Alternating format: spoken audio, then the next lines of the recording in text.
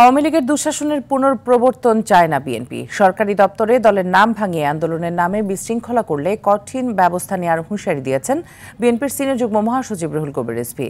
দলের আন্তর্জাতিক বিষয়ক সম্পাদক নাসির উদ্দিন আহমেদ অসীম বলেন, গণতন্ত্রের ভারসাম্য রক্ষায় প্রয়োজন জনগণের ভোটাধিকার প্রতিষ্ঠা করা। রুদ্র রফিকের রিপোর্ট। রথযাত্রা উপলক্ষে রাজধানীর পল্টনে ঢাকা মহানগর পূজা উদযাপন ফ্রন্টের এই আলোচনা সভা।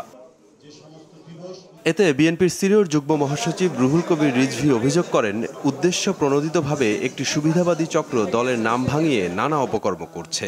আপনি নিজেই বিএনপির নাম ভাঙিয়ে আপনি আন্দোলন শুরু করে দিলেন একটা অফিসে।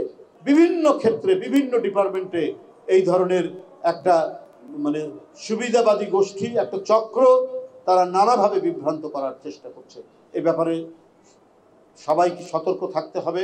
তিনি বলেন, গণতন্ত্র পুনঃপ্রতিষ্ঠায় অন্তর্বর্তী সরকার প্রয়োজনীয় সংস্কার শেষে যৌক্তিক সময়ে জাতীয় নির্বাচনের আয়োজন করবে। বিরোধী দলের রাজনৈতিক কর্মসূচি পালন করা যায়নি, কষ্ট করে করতে গেলেও সেই দিন অসংখ্য নেতা কর্মীরা রক্তাক্ত হতো শিমুল বাহিনীর হাতে।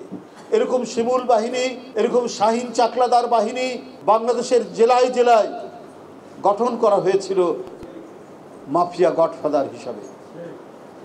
সেই দিনের যেন প্রত্যাবর্তন না ঘটে। এদিকে নিউ মার্কেট থানা যুবদলের উদ্যোগে বৃক্ষরোপণ কর্মসূচিতে যোগ দিয়ে বিএনপির আন্তর্জাতিক বিষয়ক সম্পাদক ব্যারিস্টার নাসির উদ্দিন আহমেদ অসীম বলেন, জনগণের ভোটের অধিকার ফিরিয়ে দিতে সরকারকে আরও উদ্যোগী হতে হবে। 15 বছর এদেশের জনগণ তাদের ভোটাধিকার থেকে বঞ্চিত হয়েছে, গণতন্ত্র লুণ্ঠিত হয়েছিল। সেই গণতন্ত্রের পথে আমরা যাত্রা শুরু করব, কিন্তু সংস্কার কিংবা চূড়ান্ত বিচারের দোহাই দিয়ে কেউ যদি জনগণকে তার সেই অধিকার থেকে বঞ্চিত করেন, তাহলে নিঃসন্দেহে বাংলাদেশের পরিবেশ কোনোদিন ভালো হবে না। পরিবেশের ভারসাম্য রক্ষায় সারা দেশে বিএনপি নেতাকর্মীদের অন্তত একটি করে বৃক্ষরোপণ করার আহ্বান জানান তিনি। রুদ্র রফিক, RTV, ঢাকা।